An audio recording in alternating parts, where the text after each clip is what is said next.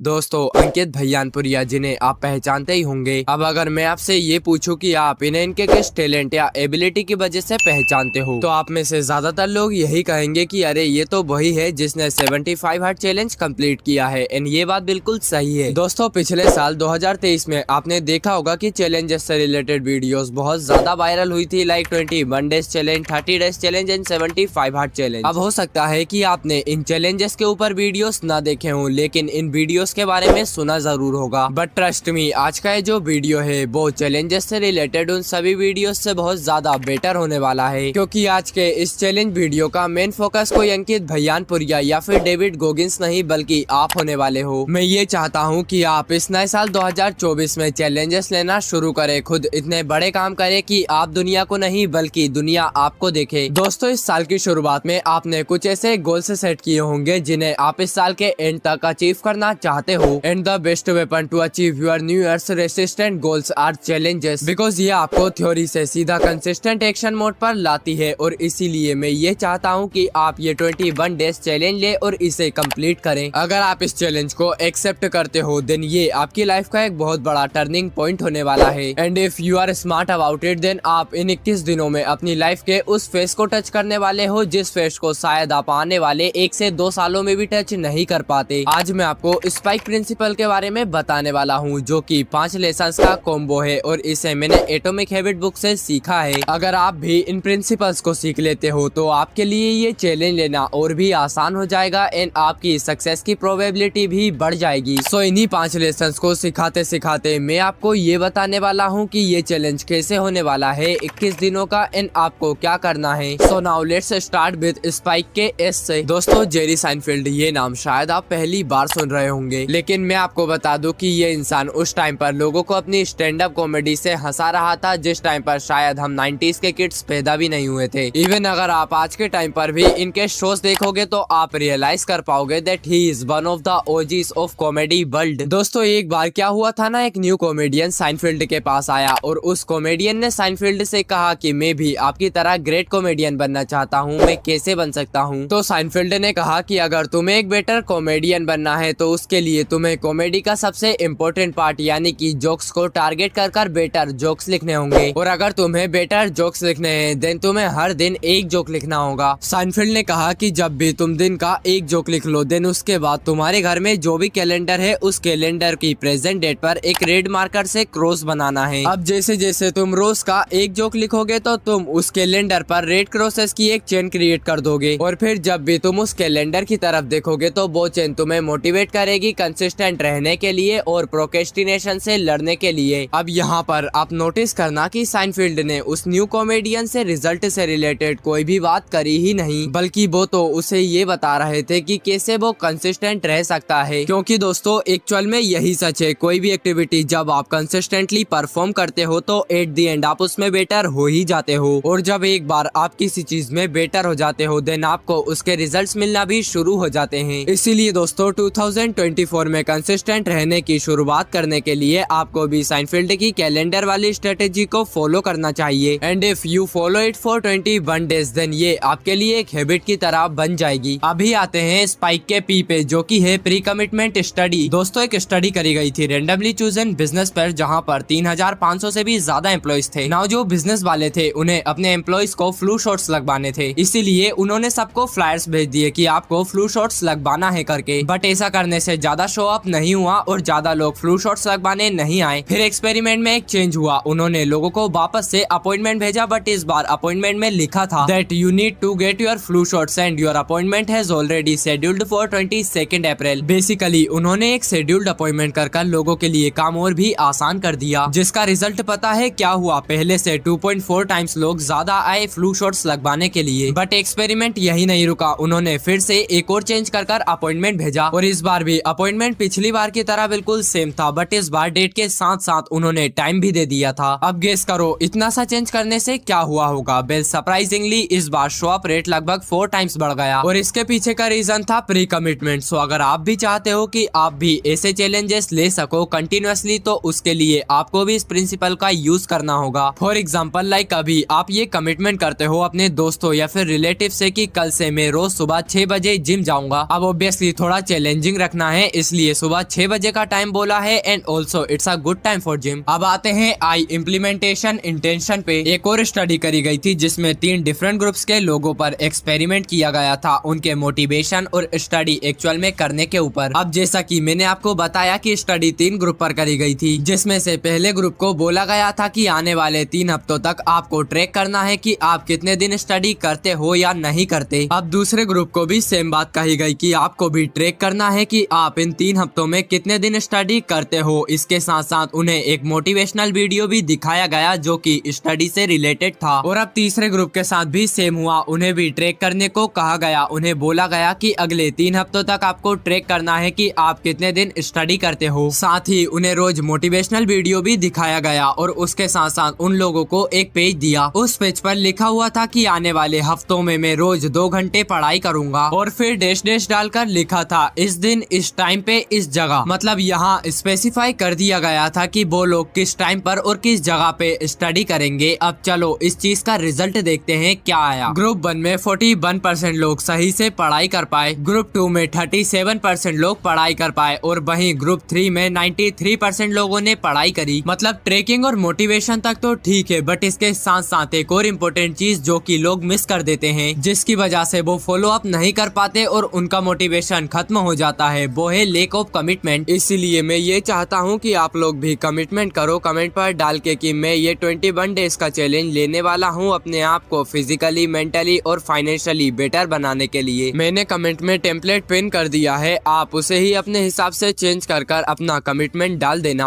अब आते हैं स्पाइक के पर जो है कीस्टोन हैबिट्स। आपको पता है कई बार लोगों को अपनी जिंदगी बदलने के लिए पूरी लाइफ नहीं बल्कि सिर्फ एक हैबिट बदलनी पड़ती है और वो एक हैबिट ही फिर उनकी पूरी जिंदगी बदल देती है। फॉर एग्जाम्पल इमेजिन करिए कि अर्जुन नाम का एक लड़का है और उसकी एज 23 ईयर्स है। अब एक दिन रेंडमली अर्जुन ये नोटिस करता है कि उसकी लाइफ में 4-5 एक्टिविटीज ही कंटिन्यूअसली रिपीट हो रही थी। जैसे सुबह उठकर वो ऑफिस चला जाता है, 10 से 6 वो ऑफिस में ही काम करता है और फिर जब 6 बजे वो घर आता है तो चिप्स और कोल्ड ड्रिंक का पैकेट लेकर टीवी के आगे बैठ जाता है। 2 घंटे टीवी देखने के बाद वो डिनर करता है और फिर मोबाइल चलाने लगा रहता है और तब तक मोबाइल चलाता है जब तक कि उसे नींद ना आ जाए। अब यही सेम एक्टिविटी अर्जुन की लाइफ में पिछले कुछ महीनों से चलती आ रही थी और ये बात अर्जुन को बिल्कुल भी अच्छी नहीं लग रही थी। इसीलिए अर्जुन ने अपने रूटीन में कुछ चेंजेस करने का डिसाइड किया एंड अगले दिन उसने जिम ज्वाइन कर लिया। अब जैसे ही उसने जिम ज्वाइन की तो उसका पूरा रूटीन घूम गया। वो रोज सुबह जल्दी उठने लगा, हेल्दी ब्रेकफास्ट करने लगा और टाइम पर ऑफिस जाने लगा। अब जिम जाने की वजह से उसे जो थकान होती उसकी वजह से वो रोज जल्दी सोने लगा और फिर फ्री टाइम में मोबाइल चलाने की जगह बुक्स को पढ़ना प्रेफर करने लगा। अब बुक पढ़ने की वजह से उसका नॉलेज बढ़ने लगा और फिर आगे जाकर उसी नॉलेज से उसे कुछ आइडियाज आए जिनसे कि वो अपना खुद का कोई बिजनेस शुरू कर सके। अब दोस्तों अर्जुन के केस में जिम ज्वाइन करना उसकी एक कीस्टोन हैबिट थी। उसने जिम ज्वाइन करके एक्सरसाइज कर खुद को हेल्दी रखने की आदत डाली और इस एक आदत की वजह से अपने आप ही उसकी बाकी की आदतें भी सुधर गई। अब लास्ट आते हैं ई पर। देखो दोस्तों कल से हम जो चैलेंज लेने वाले हैं, मैं ये चाहता हूँ कि आप उस चैलेंज को जितना हो सके उतना सिंपल रखें। ये चीजें कई बार देखी गई है कि हम इंसानों को ज्यादा कॉम्प्लेक्स चीजें बिल्कुल भी पसंद नहीं आती। कई बार हम अपनी लाइफ में बहुत सारे गोल्स बनाते हैं और उन गोल्स को अचीव इसलिए नहीं कर पाते क्योंकि हम चीजों को बहुत कॉम्प्लिकेटेड कर देते हैं। कई सारे रूल्स और डिसिप्लिन को अपनी लाइफ में एक साथ लाने की कोशिश करते हैं जिसकी वजह से सब कुछ मेसअप हो जाता है। अब देखो लाइफ पहले ही बहुत ज्यादा कॉम्प्लिकेटेड होती है और अगर ऐसे में हम उसमें और भी ज्यादा कॉम्प्लिकेटेड चीजें घुसाने की कोशिश करेंगे तो सब कुछ उलझ जाएगा। इसीलिए सबसे अच्छा तरीका यही है कि आपको इस कॉम्प्लिकेटेड लाइफ में बहुत सिंपल सी चीजें डालनी है। आप लोगों को पहले ही पता होगा कि कोई भी हैबिट बनाने के लिए जो मिनिमम टाइम चाहिए उसके ऊपर कई सारी स्टडीज और रिसर्चेस किए गए हैं। तो कोई भी हैबिट बनाने के लिए जो सबसे मिनिमम टाइम चाहिए होता है वो होता है 21 दिन। मतलब अगर आज से आप कोई नई हैबिट डालना शुरू करते हो तो अगले 21 दिनों में आपकी वो हैबिट फ्लो में आने लगेगी और फिर 21 दिनों बाद आपको अपनी लाइफ में किए गए उस इम्प्लीमेंटेशन को फॉलो करने में कोई भी प्रॉब्लम नहीं होगी। तो जो लेसन्स मैंने आपको स्पाइक प्रिंसिपल के थ्रू बताए हैं उन लेसन्स को आपको अपनी लाइफ में इम्प्लीमेंट करना है और फिर उस इम्प्लीमेंटेशन को आपको पूरे 21 दिनों तक बनाकर रखना है। और फिर जब 21 दिन पूरे हो जाएंगे तो आप ये नोटिस करोगे कि आपको उस इम्प्लीमेंटेशन को फॉलो करने में अब ज्यादा प्रॉब्लम नहीं हो रही है और फिर आगे भी आप उस फ्लो को बनाए चले जाओगे एंड वो हैबिट आपका लाइफस्टाइल बन जाएगी। बस दोस्तों आज की इस वीडियो में इतना ही। आशा है कि ये वीडियो आप लोगों को पसंद पसंद आई होगी। और अगर आपको ये वीडियो अच्छी लगी हो देन प्लीज इस वीडियो को लाइक एंड हमारे इस चैनल को सब्सक्राइब कर दीजिए।